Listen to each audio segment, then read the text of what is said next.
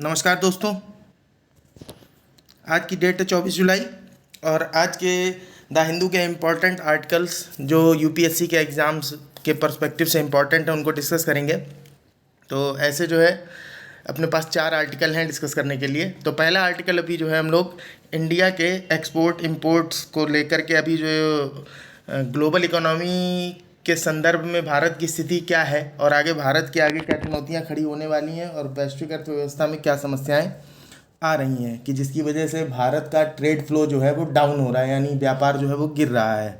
तो कुल मिला के सबसे पहली चीज़ तो हम ये समझ लेते हैं कि वास्तव में किसी देश का व्यापार अगर आपको देखना है तो आप व्यापार देखने के लिए किन किन चीज़ों को देखेंगे। तो देखिए, व्यापार अगर कोई देश करता है तो इसमें आप कुछ मेजरमेंट्स हैं उनको अगर आप देख लेते हैं तो आपको समझ में आ जाएगा कि किसी देश का व्यापार जो है वो कैसा है। तो देखिए क्या क्या मेजरमेंट्स होते हैं। सबसे पहली चीज़ तो ये कि व्यापार में कुछ इंपोर्ट किए जाते हैं, कुछ एक्सपोर्ट किए जाते हैं। तो ट्रेड मेजरमेंट्स में सबसे पहले हमें देखना होता है एक्सपोर्ट्स और इंपोर्ट्स कि कितना एक्सपोर्ट करता है कोई कंट्री और कितना इंपोर्ट करता है।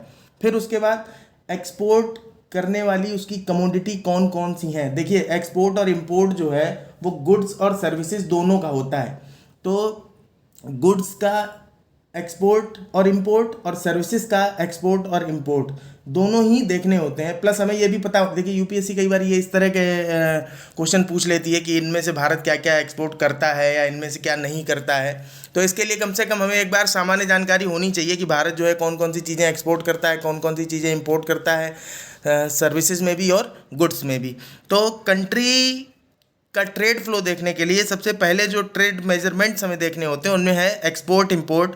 और एक्सपोर्ट इंपोर्ट जो है वो गुड्स और सर्विसेज दोनों का देखना है और अलग अलग स्तरों पे, जैसे ईयरली क्या एक्सपोर्ट इंपोर्ट रहा है गुड्स का, सर्विसेज का। देखिए, ये सारी चीज़ें याद रखने की नहीं है, लेकिन कम से कम एटलीस्ट जिस देश में रहते हैं उस देश का व्यापार एक नज़र तो आप एक बार देख ही लें कि आपको पता चल जाए कि वास्तव में भारत का व्यापार जो है वो कैसा है। ठीक है, तो ईयरली क्या है एक्सपोर्ट इंपोर्ट, क्वार्टरली यानी हर 3 महीने पे जो है किस तरीके का एक्सपोर्ट इंपोर्ट है, और तीसरा जो पैरामीटर है वो मंथली देखने का होता है कि हर महीने में क्या है एक्सपोर्ट और इंपोर्ट किसी कंट्री का। तो इससे जो है ट्रेड फ्लो का अंदाज़ा लग जाता है। दूसरा मेजरमेंट जो आपको देखना है कि ट्रेड डेस्टिनेशंस कौन कौन से हैं, मीन्स कहाँ कहाँ हम कहाँ से एक्सपोर्ट वो कहाँ से सबसे ज़्यादा इंपोर्ट करते हैं चीज़ें और कहाँ सबसे ज़्यादा एक्सपोर्ट करते हैं। तो उससे हमें ये पता चलता है कि हमारे देश के लिए हाल फिलहाल में सबसे बड़े बाज़ार कौन से हैं, या फिर हम जिस देश से सामान इंपोर्ट करते हैं उससे ये पता चलता है कि हमारे देश की ज़रूरतें क्या क्या हैं। क्योंकि जिस देश से भी हम सबसे ज़्यादा सामान इंपोर्ट करते होंगे वो जिस मामले में रिच होगा ट्रेड के मामले में, तो वही हमारी डिफिशियंसी होगी। तीसरी चीज़ जो हमें देखनी होती है इकोनॉमिक कॉम्प्लेक्सिटी देखनी होती है। इकोनॉमिक कॉम्प्लेक्सिटी का मतलब आप थोड़ा समझ लीजिए कि इकोनॉमिक कॉम्प्लेक्सिटी को देशों के बीच में जो वस्तुओं का व्यापार होता है, वस्तुओं सेवाओं का जो व्यापार होता है, इन वस्तुओं सेवाओं के व्यापार में डाइवर्सिफिकेशन कितना है, मीन्स कितना विविधीकरण है, या फिर आप ये कह सकते हैं कि किस तरह के सामान जो है वो एक्सपोर्ट या इंपोर्ट कर रहे हैं दोनों आपस में ट्रेड के दौरान। तो अगर जैसे सामानों में आप देखेंगे जो चीज़ें जैसे गुड्स और सर्विसेज जो इंपोर्ट एक्सपोर्ट होती हैं उनमें कुछ तो सामान्य चीज़ें हैं, लेकिन कुछ चीज़ें ऐसी हैं जो विकसित देश होते हैं या फिर जो काफ़ी तेज़ी से विकासशील अर्थव्यवस्थाएं हैं उनके बीच में लेन देन होता है। तो अगर किसी देश की अर्थव्यवस्था में होने वाला व्यापार जो है वो सामान्य गुड्स एंड सर्विसेज के लेन देन से आगे बढ़ चुका है, मीन्स डाइवर्सिफाइड एक्सपोर्ट और इंपोर्ट हो रहा है, तो कहेंगे कि उस देश की जो इकोनॉमिक कॉम्प्लेक्सिटी है वो अच्छी है। जैसे भारत की इकोनॉमिक कॉम्प्लेक्सिटी अच्छी है, मतलब ना तो नीचे है ना बहुत ऊपर है। तीसरा जो पैरामीटर, अब ये जो इकोनॉमिक कॉम्प्लेक्सिटी है इसको भी 3 पैरामीटर्स पे देखते हैं। इकोनॉमिक कॉम्प्लेक्सिटी जो है वो ट्रेड के रिगार्डिंग देखी जाती है, टेक्नोलॉजी के रिगार्डिंग देखी जाती है, रिसर्च के रिगार्डिंग देखी जाती है। जैसे इस समय वर्तमान समय में इकोनॉमिक कॉम्प्लेक्सिटी जो ट्रेड के रिगार्डिंग है तो दुनिया के 131 देशों में भारत 41वें स्थान पर है इकोनॉमिक कॉम्प्लेक्सिटी ट्रेड के रिगार्डिंग। यही इकोनॉमिक कॉम्प्लेक्सिटी टेक्नोलॉजी के रिगार्डिंग जो है 96 देशों में से 22वें नंबर पे है, और रिसर्च से रिलेटेड इकोनॉमिक कॉम्प्लेक्सिटी को लेकर के 68वें नंबर पर है। तो अब जैसे रिसर्च के रिगार्डिंग इकोनॉमिक कॉम्प्लेक्सिटी क्या होगी, देखिए ओवरऑल इकोनॉमिक कॉम्प्लेक्सिटी का मतलब हमने आपको बता दिया कि एक पैरामीटर तो ये है कि डाइवर्सिफिकेशन कैसा है इंपोर्ट एक्सपोर्ट का। दूसरा पैरामीटर ये होता है कि जो स्थानीय लोग हैं, जो देश है, उस देश के जो नागरिक हैं, उन्हें अपने देश में चलने वाली आर्थिक गतिविधियों के बारे में जानकारी कैसी है। जानकारी कैसी है का मतलब ये है कि अगर उन्हें अच्छे से पता है कि हम किस किस चीज़ का व्यापार कर सकते हैं। अगर हमें कोई व्यापार करना है तो हम कच्चा माल कहाँ से लेंगे, हम कच्चा माल जहाँ से लेंगे तो फैक्ट्री हमें जो है कहाँ लगाना ठीक रहेगा, कहाँ लगाने पर हमें बेनिफिशियल होगा। तो पहली चीज़ तो जानकारी हो। दूसरा, उस जानकारी का एप्लीकेशन कितना कर पा रहे हैं सिटीजन। और तीसरा, उस एप्लीकेशन को करने के बाद जो है उनका जो प्रोडक्शन है उनकी यूनिट्स का, वो प्रोडक्शन कैसा है। तो ये दो पैरामीटर्स मिलाकर किसी देश की इकोनॉमिक कॉम्प्लेक्सिटी देखी जाती है। ये याद रखिएगा, इंपॉर्टेंट टर्म है ये, कभी जो है यूपीएससी के एग्जाम में आपसे पूछा जा सकता है। तो 3 पैरामीटर हो गए। चौथा पैरामीटर जो है हम ये देखते हैं कि प्रोडक्ट एक्सपोर्ट रैंकिंग क्या है। मीन्स हम जो एक्सपोर्ट करते हैं उसमें हमारे कंट्री की रैंकिंग क्या है। जैसे हमारा जो एक्सपोर्ट है वो $403 बिलियन का है, और 226 देशों की लिस्ट में हम 14वें नंबर पे हैं, 14th रैंक है हमारी प्रोडक्ट एक्सपोर्ट करने के मामले में। और 5वां जो लास्ट पैरामीटर है वो है प्रोडक्ट इंपोर्ट रैंकिंग, कि हम जो इंपोर्ट करते हैं उसमें हमारी रैंकिंग क्या है। तो $563 बिलियन का हमारा इंपोर्ट है इस समय, और 226 देशों में से 11वीं रैंक है हमारी प्रोडक्ट इंपोर्ट के मामले में। इसके अलावा आपको व्यापार को थोड़ा और देखना समझना हो तो आप इन्फ्लेशन देख सकते हैं, इन्फ्लेशन रेट कैसा है किसी कंट्री का। इसके अलावा अपनी कंट्री में 2 इंडेक्स भी आती हैं, जैसे CPI हो गई, जिससे आपको जो इन्फ्लेशन पता चलती है रिटेल लेवल पर, और WPI है, होलसेल प्राइस इंडेक्स के थ्रू आपको पता चलता है होलसेल लेवल पे इन्फ्लेशन रेट क्या है कंट्री में।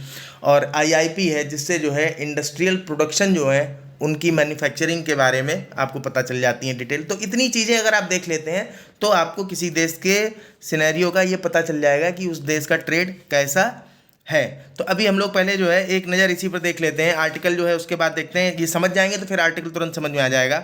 तो 2021 का ये डाटा है, ये बहुत ज़्यादा इंपॉर्टेंट नहीं है पर एक बार देख लीजिए आप। 2021 में इंडिया जो है वो 6वें नंबर पे था इकोनॉमीज़ में दुनिया में इन टर्म्स ऑफ GDP, और 14वें नंबर पे था टोटल एक्सपोर्ट्स के मामले में, 11वें नंबर पे था टोटल इंपोर्ट्स के मामले में, और 137वें नंबर की इकोनॉमी था in terms of GDP per capita. जो GDP पर कैपिटा होती है मीन्स प्रति व्यक्ति GDP जो है उसमें 137 रैंक थी। ये 2021 के आंकड़े हैं। The number 41 most complex economy according to the economic complexity index, और 41वें स्थान पे था इकोनॉमिक कॉम्प्लेक्सिटी इंडेक्स में। ये इकोनॉमिक कॉम्प्लेक्सिटी इंडेक्स का ध्यान रखिएगा, इसको कोई ऐसी गवर्नमेंट वगैरह जो है वो रिलीज़ नहीं करती है। ये हार्वर्ड यूनिवर्सिटी के सीजर हिडाल्गो करके कोई प्रोफेसर वगैरह रहे होंगे, इन्होंने डेवलप किया था।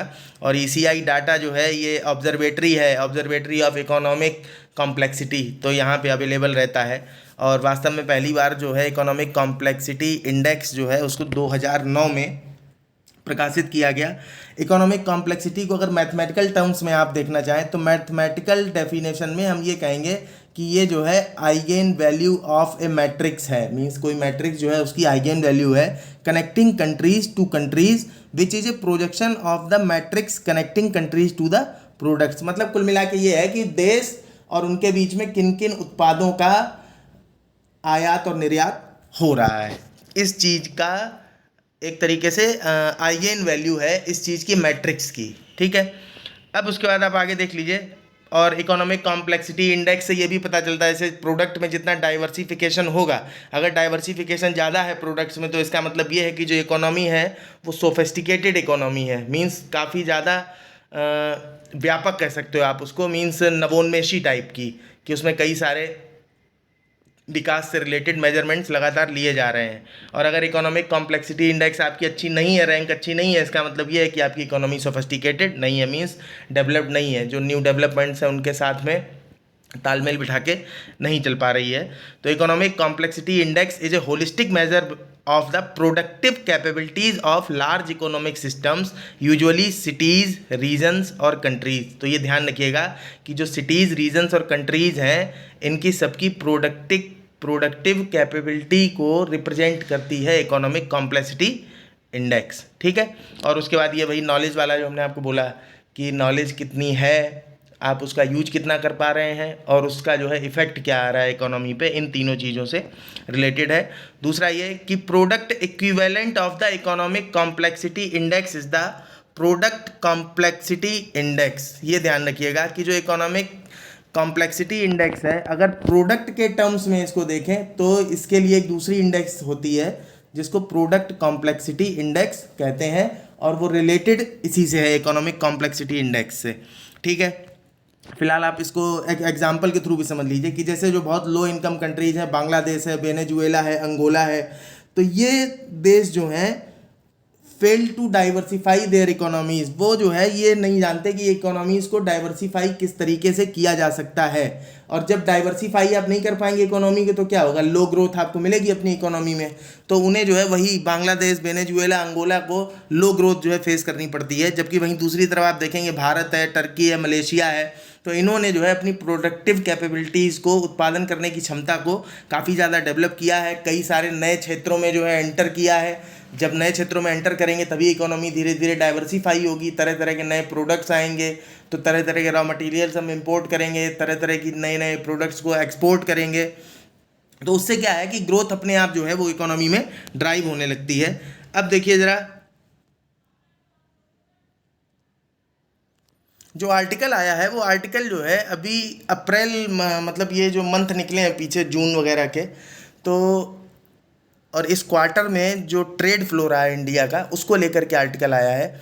क्योंकि अभी जो रिपोर्ट आई है उस रिपोर्ट में क्या है कि इंडिया के इंपोर्ट और एक्सपोर्ट्स में से, जैसे अगर इंपोर्ट में बात करें तो गुड्स का जो इंपोर्ट है वो अभी डिक्लाइन हुआ है, घटा है उसका परसेंटेज, और सर्विसेज का जो इंपोर्ट है वो बढ़ा है, लेकिन हालांकि बहुत तेज़ ज़्यादा दर से नहीं बढ़ रहा है। तो ओवरऑल देखें तो व्यापार में जो है थोड़ा धीमापन आ गया है। ऐसे ही अगर एक्सपोर्ट की बात करें, निर्यात की बात करें, तो निर्यात में भी जो है गुड्स का जो परसेंटेज है वो डाउन हुआ है, और सर्विसेज का परसेंटेज इसमें भी डाउन नहीं हुआ है, इसमें जो है इंक्रीज़ हुआ है, लेकिन बहुत कम परसेंटेज के साथ इंक्रीज़ हुआ है। ओवरऑल कहने का मतलब ये है कि इंपोर्ट और एक्सपोर्ट की बात करें तो गुड्स के लेवल पे इंपोर्ट और एक्सपोर्ट दोनों ही घटे हैं, और सर्विसेज के लेवल पर इंपोर्ट और एक्सपोर्ट दोनों में ही जो है ग्रोथ तो हो रही है, पर बहुत धीमी ग्रोथ हो रही है।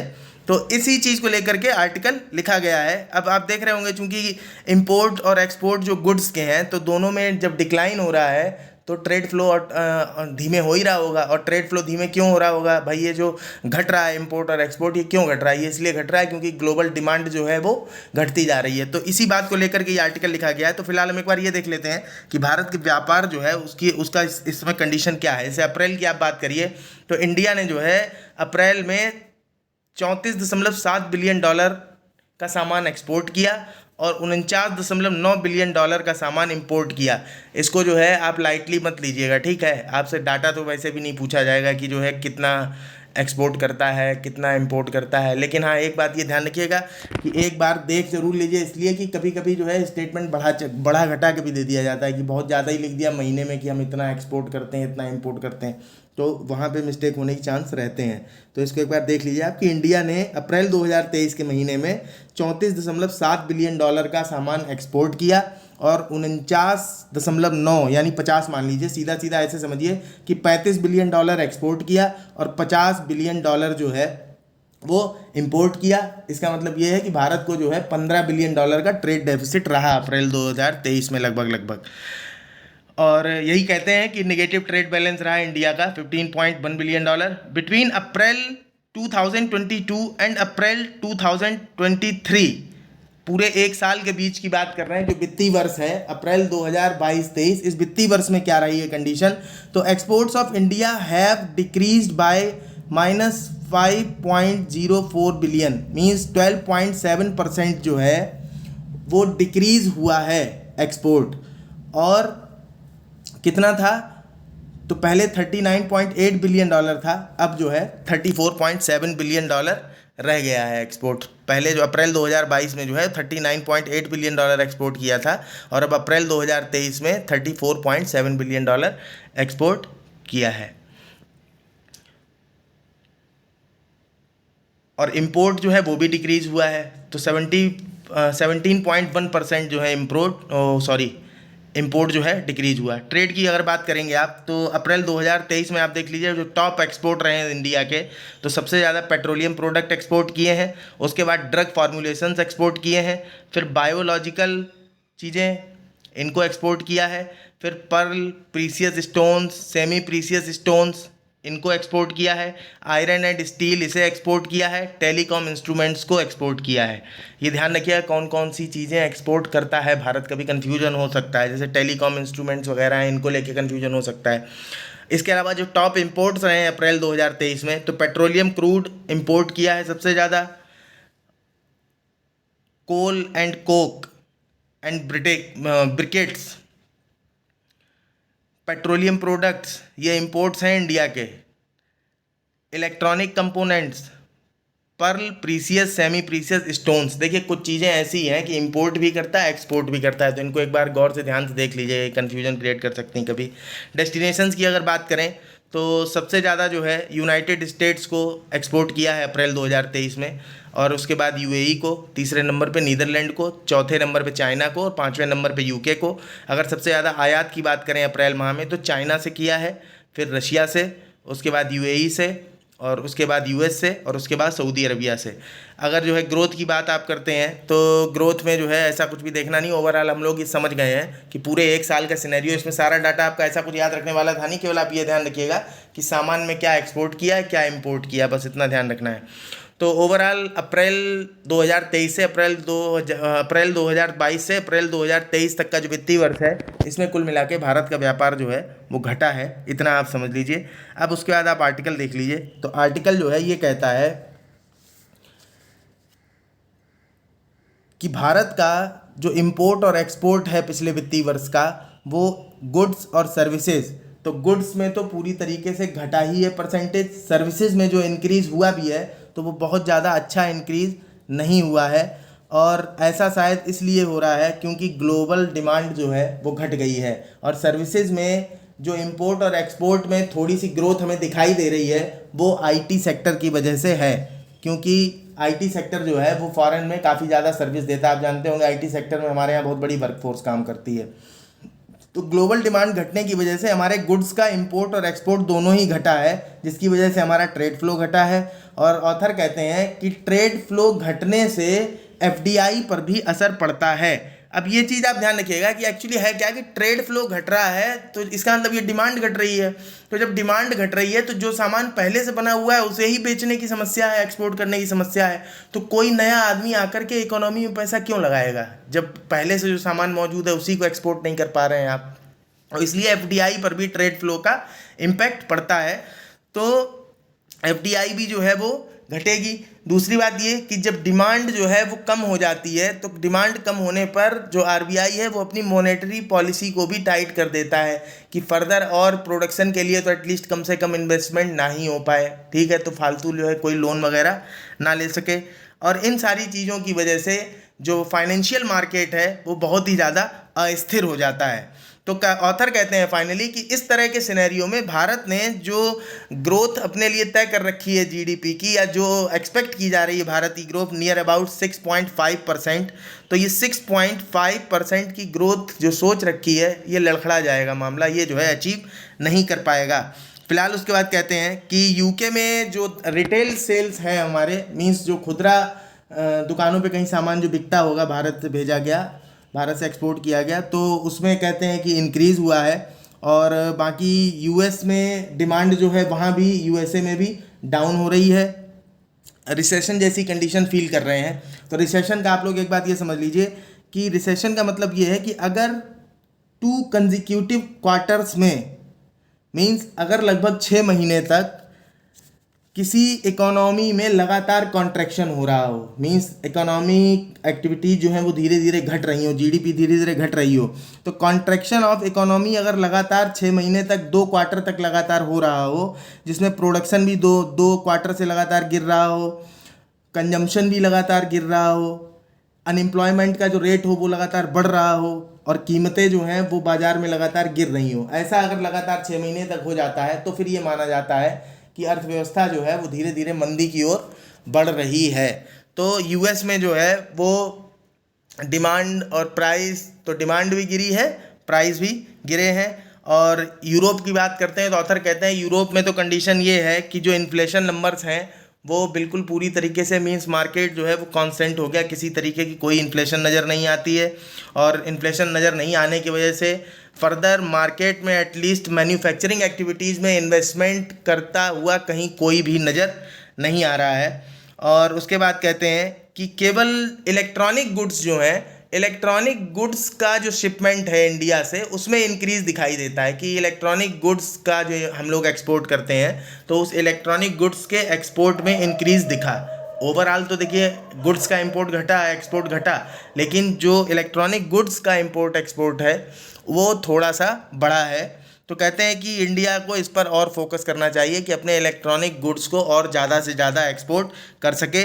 और कहते हैं कि जो ट्रेड कर्व्स हैं, मींस जो कंडीशन पैदा हुई है अभी इस समय भारत के व्यापार को लेकर के, या दुनिया में जैसी मंदी आने के आसार हैं और आने वाली है, तो इसको लेकर के भारत को अपने व्यापार हेतु समीक्षा करनी चाहिए अपनी नीतियों की, और अपनी जो नीति है उसको काफ़ी कॉम्पिटिटिव बनाना चाहिए। और ख़ास तौर से वियतनाम जो है वो इस समय एज एन एक्सपोर्टर जो है वो वर्ल्ड की इकोनॉमी में अच्छा खासा उभर के आ रहा है। तो इंडिया का जो सबसे बड़ा कंपटीटर है इस समय एक्सपोर्ट करने के मामले में वो वियतनाम है। तो कहते हैं ख़ास तौर से जो है वियतनाम से जो है इंडिया को थोड़ा अपनी कम्पिटिटिवनेस को ज़्यादा बनाए रखना चाहिए। और इतनी ही बात कहने के बाद जो है ऑथर अपनी बात समाप्त कर लेते हैं। तो ये हमारा जो है एक आर्टिकल था। चलते हैं अपने अगले आर्टिकल की तरफ। दूसरा आर्टिकल हमारा जो है वो म्यांमार की राजनीति को, थाईलैंड की राजनीति को लेकर के है। तो थाईलैंड में क्या पॉलिटिकल इनस्टेबिलिटी जो है बहुत लंबे समय से चली आ रही है। फिलहाल हम लोग जो है सबसे पहली चीज़ ये समझ लेते हैं कि इसको थाईलैंड को जो इकोनॉमिस्ट इंटेलिजेंस यूनिट है, उस इकोनॉमिस्ट इंटेलिजेंस यूनिट ने इसको 2022 में फ्लॉड डेमोक्रेसी की कैटेगरी में डाल दिया था, फ्लॉड डेमोक्रेसी की कैटेगरी में डाल दिया था। तो हम सबसे पहले ये समझ लेते हैं कि कोई डेमोक्रेसी जो है वो किस तरह की डेमोक्रेसी, जैसे इकोनॉमिस्ट इंटेलिजेंस यूनिट जो है वो डेमोक्रेसीज को 4 कैटेगरी में डिवाइड करती है। जो व्यवस्थाएं हैं, जो डिस्पेंसेशन ऑफ कंट्रीज हैं, जो व्यवस्थाएं हैं देशों की, उनको 4 कैटेगरी में डिवाइड करती है। Full democracies, flawed democracies, hybrid democracies and authoritarian. अब इसमें डेमोक्रेसीज नहीं लगाया जाएगा। कुल मिला के जो फुल डेमोक्रेसी और फ्लॉड डेमोक्रेसी और हाइब्रिड डेमोक्रेसी, ये 3 डेमोक्रेसी के टाइप हैं। और अथॉरिटेरियन जो रिजाइम होता है ये तानाशाही भरा हो जाता है पूरी तरीके से। तो देखिए कौन कौन से पैरामीटर्स हैं कि जिनके बेसिस पर ये तय किया जाएगा कि डेमोक्रेसी जो है वो किस कैटेगरी में आती है। तो आप देख लीजिए, सबसे पहला क्या है कि लेजिस्लेशन और एग्जीक्यूटिव और जुडिशरी ये कितने इंडिपेंडेंट हैं, इस पर डिपेंड करेगा। चौथा, पॉलिटिकल कल्चर वहाँ का कैसा है, डेवलप्ड है या अनडेवलप्ड है। पांचवा, levels of participation in politics, means राजनीति में कैसे जो है सबकी भागीदारी है, इस पर डिपेंड करेगा। तीसरा, मीडिया और प्रेस जो है उसकी क्या कंडीशन है, उसकी फ्रीडम वहाँ के उस देश में कैसी है। पांचवा, जो ह्यूमन राइट्स हैं उनकी कंडीशन क्या है किसी देश में। और छठवां, जो गवर्नेंस है सरकार की, तो उस गवर्नेंस की फंक्शनिंग जो है वो कैसी है, जो प्रोग्राम आते हैं उनका इम्प्लीमेंटेशन ठीक से हो पा रहा है या नहीं हो पा रहा है। सातवां, माइनर ग्रुप कंडीशन जो है, मींस अगर कोई माइनॉरिटी कम्युनिटी रहती है उस कंट्री में तो उस कंट्री के जो राइट्स हैं वो सप्रेस्ड की जा रही है कम्युनिटी या फिर नहीं की जा रही है। और लास्ट पॉइंट है कि वहाँ का जो कल्चर है वो कितना प्लूरल है, मींस सांस्कृतिक जो संरचना है उस देश की वो कितनी ज़्यादा विविध है। तो इस पर डिपेंड करता है कि वो डेमोक्रेसी या वो उस देश की व्यवस्था कैसी होगी। तो आप देख लीजिए ज़रा कि ये जो full democracy, flawed democracy, hybrid democracy और अथॉरिटेरियन रेजाइम जो है ये कैसे होते हैं। तो देखिए स्टार्टिंग से कि the democracy index is an index measuring democracy compiled by the economist intelligence unit of the economist group. ये यूके बेस्ड प्राइवेट कंपनी है और ये जो है एक वीकली न्यूज़पेपर पब्लिश करती है जिसका नाम है द इकोनॉमिस्ट। तो फुल डेमोक्रेसीज देखिए कौन सी होती हैं। तो फुल डेमोक्रेसीज आर नेशंस, जो भी पैरामीटर हमने वहाँ बताए हैं पीछे, तो ये सारे पैरामीटर अगर फुलफिल होते हैं तो वो इकोनॉमी जो है वो फुल डेमोक्रेसी की कैटेगरी में आएगी।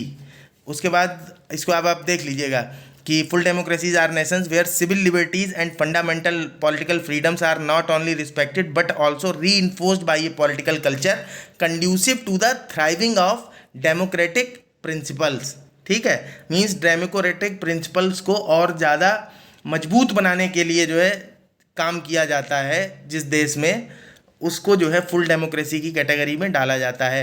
यहाँ पे क्या है कि गवर्नमेंट के चेक्स एंड बैलेंसेस मीन्स संतुलन बनाए रखने के लिए, जैसे आपने देखा होना कि स्वतंत्र भी रहे संस्थान पर एक दूसरे को रेगुलेट भी करते रहें, तो सारे चेक्स एंड बैलेंसेस जो है वो ठीक से बने रहते हैं। एक ऐसी यहाँ पर व्यवस्था रहती है इस फुल डेमोक्रेसी में।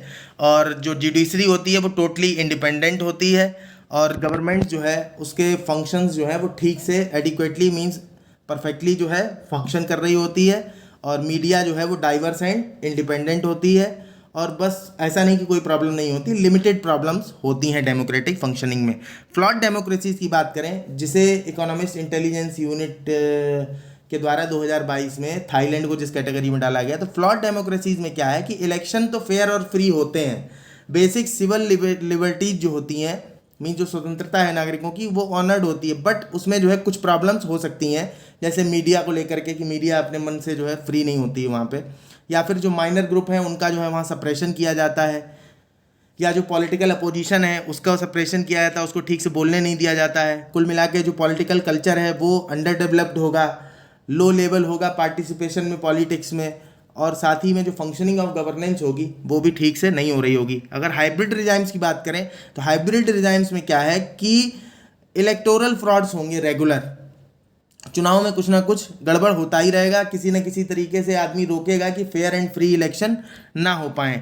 और जो पॉलिटिकल अपोजिशन होता है उसके ऊपर बहुत ज़्यादा प्रेशर डाल दिया जाता है। जुडिशरी जो है वो नॉन इंडिपेंडेंट होती है, करप्शन बहुत ज़्यादा फैला होगा और हैरेसमेंट और प्रेशर जो है वो मीडिया के ऊपर बहुत ज़्यादा होगा। और जो रूल ऑफ लॉ है वो ठीक से वहाँ पे काम नहीं कर रहा होगा। और संक्षेप में आप चाहो तो ये कह सकते हो कि जो हाइब्रिड रिजाइम है इसमें फ्लॉड डेमोक्रेसी से ज़्यादा डिस्टर्बेंस होगा। अथॉरिटेरियन रिजाइम्स में आप समझ लीजिए ये क्या है, ये डिक्टेटरशिप के ऊपर जो है डिपेंड करता है। और डिक्टेटरशिप में क्या है कि फिर एक ही आदमी जो कहता है वही होता है, जो बोलता है वही नियम, जो सज़ा दे दी वही कानून। मीन्स सब जुडिशरी का काम भी वही करेगा, एग्जीक्यूटिव का काम भी वही करेगा, लेजिस्लेशन का काम भी वही आदमी करेगा। तो यहाँ ऐसी जगह पे किसी की ना तो सिविल लिबर्टीज़ की कोई रिस्पेक्ट होगी, ना इलेक्शंस वहाँ होते होंगे, अगर होते होंगे तो फेयर और फ्री तो किसी कीमत पे होंगे नहीं। मीडिया जो है वो पूरी तरीके से, चूंकि पूरी दुनिया में भाई सब लोग देख रहे हैं तो मीडिया थोड़ी बहुत तो रखनी ही पड़ती है, लेकिन पूरी तरीके से स्टेट से रेगुलेटेड होगी, स्टेट द्वारा। जुडिशरी बिल्कुल भी इंडिपेंडेंट नहीं होगी, सेंसरशिप बहुत ज़्यादा होगा, और सप्रेशन तो इतना, अगर किसी ने गवर्नमेंट की ज़रा सी बुराई भी कर दी तो उसको जो है समझिए कि क्या कर दें उसका कोई पता नहीं। तो इस तरीके की जो है ये डेमोक्रेसीज़ की कैटेगरी हो गई। अब बात करते हैं हम लोग थाईलैंड के बारे में। तो देखिए थाईलैंड के आर्टिकल में है कुछ नहीं, केवल इतना समझ लीजिए आप। सबसे पहली बात तो आप ये जान लीजिए कि थाईलैंड जो है वो कभी किसी की कॉलोनी नहीं रहा है, मीन्स कभी किसी का उपनिवेश नहीं रहा है। और 1932 में पहली बार जो है वहाँ पे पहला संविधान बनाया गया था, और 1932 से लेकर के आज तक जो है वहाँ की राजनीति कभी पूरी तरीके से स्थिर नहीं हो पाई है। और 1932 में पहली बार जो है कॉन्स्टिट्यूशनल मोनार्की आई। कॉन्स्टिट्यूशनल मोनार्की का मतलब आप ये समझिए कि जो राजा था वो बना, जैसे ब्रिटेन में है ना कि राजा रानी आज भी हैं, वही सिस्टम है कि राजा जो है वो आज भी वहाँ बना हुआ है, लेकिन जो प्रशासन है वो संविधान के थ्रू चलना चाहिए। तो ऐसे सिस्टम को कहते हैं कॉन्स्टिट्यूशनल मोनार्की। तो ये पहली बार जो है 1932 में थाईलैंड में दिखाई देगी आपको। और तब पहली बार जो है प्रधानमंत्री की नियुक्ति की गई as the head of the government, और हेड ऑफ द स्टेट कौन होगा, वो राजा ही रहेगा। और लिखित संविधान आया, लेकिन उसके बाद क्या हुआ कि कई बार अभी तक आप ये समझ लीजिए कि 20 बार से ज़्यादा जो है वहाँ पे संविधान बार बार बनाए जा चुके हैं, अलग अलग चार्टर बनाए जा चुके हैं, और बार बार जो है गवर्नमेंट फिर गिर जाती है, फिर दोबारा, तो कई बार ऐसा होता रहता है। फाइनली अभी 2014 में पिछली जो सेना है, वहाँ की सेना ने जो तख्ता पलट किया, एक काउंसिल बनाई, national council for piece and order, और 2014 में उसने वहाँ की सरकार को हटा के अपना मतलब जो शासन है उसे स्थापित किया। ये बात आप समझ लीजिए कि थाईलैंड में जो है 2 सदन है, बाई कैमरल है, और 2 सदन में जो हाउस ऑफ रिप्रेजेंटेटिव है, जैसे अपने यहाँ लोकसभा है, वहाँ 500 सीट्स हैं, और जो सीनेट है उसमें 250 सीट हैं। तो सीनेट जो है वो पूरी तरीके से मिलिट्री गवर्नमेंट, जो मिलिट्री गवर्नमेंट है उसी के द्वारा सारे मेंबर्स जो है वहाँ पे रिक्रूट किए गए हैं। अब प्रॉब्लम क्या हुई, 2014 में इन्होंने जो है तख्ता पलट किया और अपने अनुसार जो है एक व्यक्ति को प्रधानमंत्री बनाया, जिनका नाम था प्रयुत चान ओचा। फिर क्या होता है कि 2014 के बाद 2017 में नया संविधान आता है, और उस नए संविधान में ये प्रोविज़न किया गया था कि जो भी अब प्रधानमंत्री रहेगा वो अधिकतम 8 साल तक के लिए प्रधानमंत्री रह सकता है। तो प्रयुत चान ओचा जो हैं वो 2014 से प्रधानमंत्री थे, और जब टाइम इनका पूरा होने लगा तो जनता इनको हटाना चाहती थी। पहले मिलिट्री हटाने को तैयार नहीं हुई, लेकिन बाद में फिर इनको हटा दिया। फिलहाल अभी जो है 2023 में इलेक्शन कराया गया वहाँ 14 मई को। तो 14 मई 2023 को अभी वहाँ इलेक्शन हुआ, और रिजल्ट आने के बाद जो बहुमत साबित करना होता है सदन में, तो जो हाउस ऑफ रिप्रेजेंटेटिव है, तो वहाँ पे देखिए चुनाव हुआ, उसमें 2 पार्टियां जो है सबसे ऊपर उभर के आई। वहाँ की 2 मुख्य पार्टियां हैं, मूव फॉरवर्ड पार्टी और फेयू ताई पार्टी। तो जो ये मूव फॉरवर्ड पार्टी है ये रिफॉर्मिस्ट है, मीन सुधारों की समर्थक है, और मूव फॉरवर्ड पार्टी के जो नेता हैं इनका नाम है पिता लिमजारो इनरात। तो पिता लिमजारो इनरात जो है ये वहाँ के नेक्स्ट प्राइम मिनिस्टर होने वाले थे, लेकिन हाउस ऑफ रिप्रेजेंटेटिव में तो बहुमत साबित कर पाए। लेकिन जो सीनेट है, सीनेट में हमने आपको बताया कि मिलिट्री द्वारा अपॉइंटेड हैं सारे मेंबर्स, तो वहाँ इन्हें केवल 13 वोट मिले, तो पूरी तरह से बहुमत जो है वो साबित नहीं हो पाया। अब उसके बाद जो है इनको कहा गया कि ठीक है आप दोबारा जो है एक बार फिर से प्रयास करिएगा। लेकिन उसके पहले ही वहाँ के कोर्ट ने क्या किया कि वहाँ के कोर्ट ने ये बोला कि इनके किसी कंपनी में शेयर हैं, और इन्होंने ये बात जो है छुपाई है, अपने जो एफिडेविट इन्हें देना होगा इलेक्शन के पहले, तो इसलिए इनको जो है संसद से निलंबित किया जाता है, और वो जो है वहाँ के हाउस ऑफ रिप्रेजेंटेटिव से उनको निकाल के बाहर कर दिया। ऑथर जो है ओवरऑल ये कहना चाहते हैं कि जो चुनाव हुआ है वो चुनाव जनता की तरफ से इस बात का साफ साफ मैंडेट है कि जो मिलिट्री है थाईलैंड की, उस मिलिट्री के समझ जाना चाहिए कि अब बार बार उसे जो है सरकारों को गिराने का प्रयास नहीं करना चाहिए, एटलीस्ट कम से कम जो है सरकार बनने दें। इसका हम लोग देख लेते हैं। ये आर्टिकल जो है ये लिखा गया है इस पर कि भारत को जो है वो अपने मतलब भारत के सामने कई सारी चुनौतियां, जैसे आप देख रहे होंगे ग्लोबल स्टेज पे एक तो भारत जो है वो उभरती हुई शक्ति के तौर पे सामने आ रहा है, लेकिन भारत की अपनी खुद की जो 140 करोड़ की आबादी है, इस 140 करोड़ की आबादी में अभी बहुत बड़ा प्रतिशत जो है वो बिलो द पॉवर्टी लाइन जी रहा है। तो भारत को अपनी बिलो द पॉवर्टी लाइन जनता को प्रायोरिटी देनी चाहिए, या फिर जो है अपनी as a global power image को और ज़्यादा इम्प्रूव करने का प्रयास करना चाहिए। तो इसको लेकर के ऑथर ने ये आर्टिकल लिखा है, तो इसको हम लोग जो है समझ लेते हैं, ज़्यादा इसमें ऐसा कुछ है नहीं। तो यहाँ ये कहते हैं कि 2 तरह के लोग मिल जाएंगे कि भारत जो है इंटरनेशनली खुद को ग्लोबल पावर बना रहा है। 2 ओपिनियन के लोग मिल जाएंगे कि भारत खुद को जो है इंटरनेशनली ग्लोबल पावर की तरह रिप्रेजेंट कर रहा है, जबकि मिलियंस ऑफ इट्स पीपल जो है वो बिलो द पॉवर्टी लाइन ज़िंदगी जी रहे हैं, और भारत को अभी बहुत सारी सुधार करने हैं अपने गवर्नेंस के लेवल पर। तो भारत को पहले इन पर ध्यान देना चाहिए, उसके बाद में जो है वर्ल्ड में अपनी इमेज को सुधारने की तरफ जो है कदम बढ़ाए। और फिर उसके बाद में कहते हैं कि अगर अकेला भारत अगर ये समझे कि हम जो है जियो पॉलिटिक्स में कोई ऐसी चीज़ कर देंगे जिससे पूरा जो है वर्ल्ड ऑर्डर का सिनेरियो ही बदल जाएगा, तो ऐसा कुछ नहीं है। लेकिन अगर 1.4 बिलियन सिटीजन्स की तरफ भारत ध्यान देता है तो उनमें इम्प्रूवमेंट होने के चांसेस ज़्यादा हैं। तो इसलिए अगर ऐसी स्थिति में भारत अपने ग्लोबल पावर होने को लेकर ज़्यादा जोर दे करके और ज़्यादा जो है उस तरफ ध्यान देगा, तो ये जो है एक बहुत बड़ी गलती हो जाएगी। ये कुछ लोगों का मानना है, ऐसा ऑथर कहते हैं।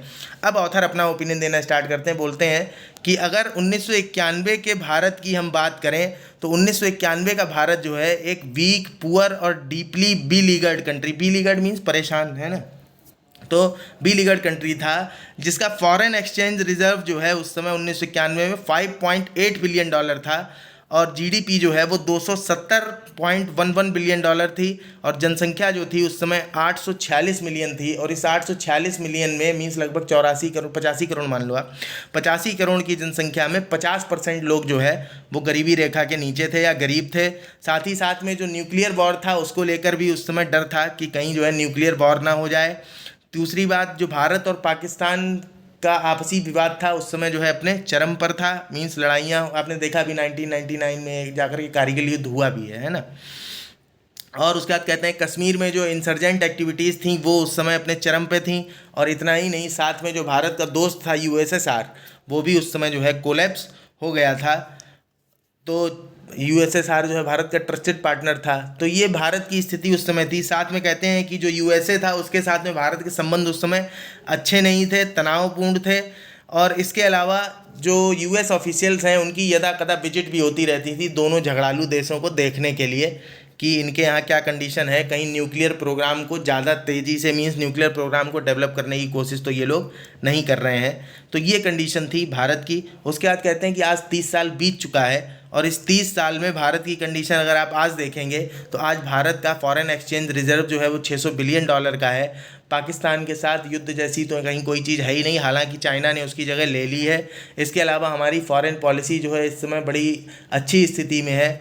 साथ में वो कहते हैं कि ये जो 1991 की इकोनॉमिक क्राइसिस के बाद हमने रिफॉर्म्स को शुरुआत की थी, उन रिफॉर्म्स ने हमें जो है हायर जीडीपी ग्रोथ तक पहुंचाया, और साथ में एक महत्वपूर्ण पावर्टी रिडक्शन हुआ, मीन्स पावर्टी लाइन के ऊपर काफ़ी लोग आए। इस समय हम दुनिया की 5वीं सबसे बड़ी इकोनॉमी हैं, और हमारी जीडीपी जो है वो लगभग $4 ट्रिलियन को जल्दी ही टच करने वाली है। दुनिया की बड़ी मिलिट्रीज़ में से एक मिलिट्री हमारी है, और 100 से ज़्यादा न्यूक्लियर वेपन है हमारे पास। यूएस जो है वो अब भारत का एक अच्छा दोस्त है, नज़दीकी रिश्ता है हमारा उसके साथ। और उसके बाद कहते हैं कि नई दिल्ली जो है इस समय इंजॉय कर रही है रिलेशनशिप्स को, और भी जो अदर पावरफुल स्टेट्स हैं उनके साथ। इसके बाद कहते हैं कि जो visionary state investments made over the past several decades, means बहुत से जो विजनरी निवेश किए गए हैं, जो मीन्स दूरदर्शी निवेश किए गए, दूर का सोच के किए गए थे, अब वास्तव में उनमें फल आना शुरू हो गया है, जो कि दिखाई दे रहा है कि ग्लोबल लेवल पर भारत को जो है एक परमिसिव एक्सटर्नल एटमॉस्फेयर मिला है अपने उभरने के लिए। उसके बाद आगे कहते हैं कि इंडिया जो है वो पाइवोटल स्विंग पावर की तरह दुनिया में काम कर रहा है। ठीक, जो कंटेम्प्रेरी इंटरनेशनल सिस्टम है, जो आज का वर्तमान समय का दौर है, इसमें पाइवोटल स्विंग पावर, पाइवोटल मतलब आप समझ रहे हैं ना कि एक जैसे कोई आधारभूत आधार समझ लीजिए, तो पाइवोटल स्विंग पावर की तरह जो है वो काम कर रहा है आज के इंटरनेशनल सिस्टम में। लोकेशन स्ट्रेटेजिक है भारत की, कैसे जैसे एशिया में आप देखेंगे तो एक तरह से आप जब वर्ल्ड का मैप देखेंगे तो भारत आपको लगभग लगभग बीचों बीच में ही मिलेगा। मीन्स ना तो ज़्यादा पूरब में है, ना ज़्यादा पश्चिम में, ना ज़्यादा उत्तर में, ना ज़्यादा दक्षिण में, तो ऐसी लोकेशन है।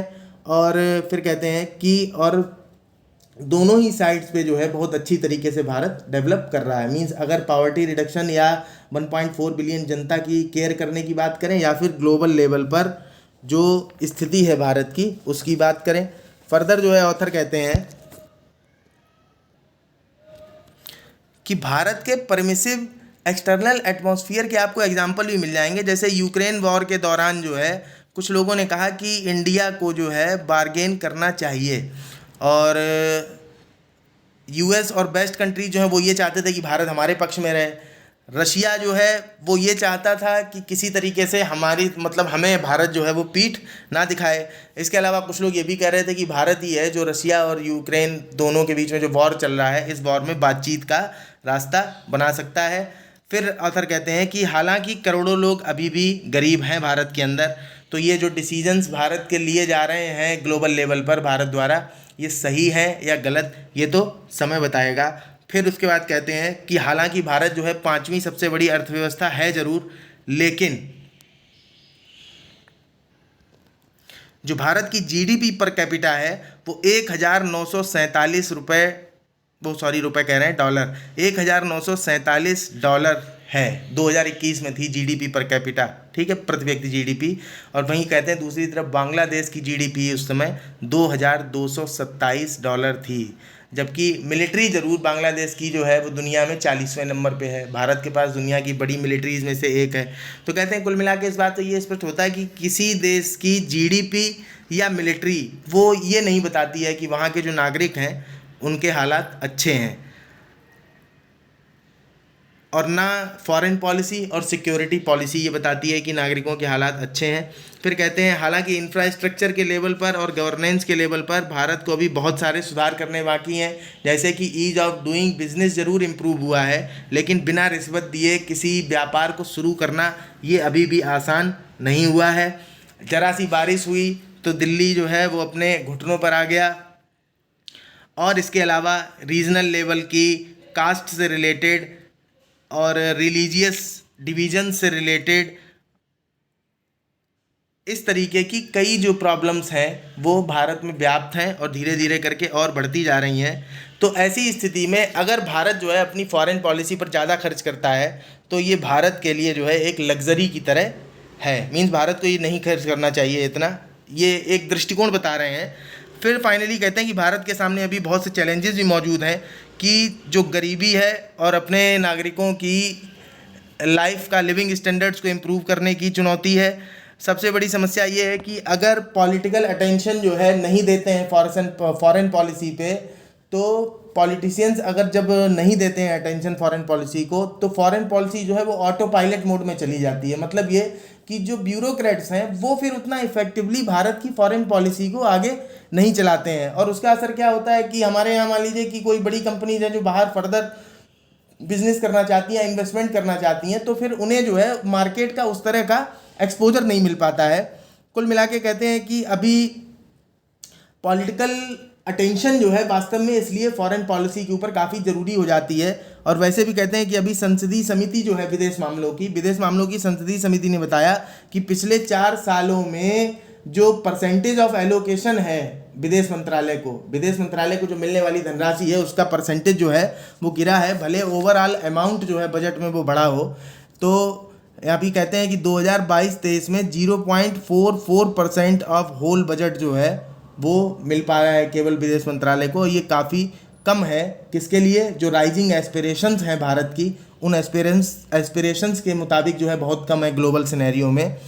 तो फिर उसके बाद कंक्लूजन देते हैं, कहते हैं कि भारत को रास्ता क्या अपनाना चाहिए। तो कहते हैं कि if you are not a rule shaper then you are rule taker. तो भारत के पास 2 विकल्प हैं कि या तो रूल शेपर बन जाए या फिर जो है रूल टेकर बन जाए। तो कहते हैं कि भारत जैसे देश के लिए रूल टेकर बनना ये किसी भी तरह से उचित नहीं रहेगा। इसलिए भारत को अपनी फॉरेन पॉलिसी को इफेक्टिव करना चाहिए और ग्लोबल ऑर्डर को शेप करना चाहिए। मींस जो है एक रूल शेपर की भूमिका निभानी चाहिए। और निश्चित तौर पर अगर भारत ऐसा करता है तो उसकी इकोनॉमिक ग्रोथ और सिक्योरिटी इन्वायरमेंट दोनों अपने आप स्ट्रांग होंगे और ये इसके जो घरेलू मामले हैं उन घरेलू मामलों को भी पहले से बेहतर बनाएंगे। तो ओवरऑल कहने का मतलब ये है कि हमें जो है फॉरेन पॉलिसी पर जो हमारी एक्टिवनेस है उससे पीछे नहीं हटना चाहिए। तो चलिए आज के लिए इतना ही रखते हैं। नमस्कार, धन्यवाद।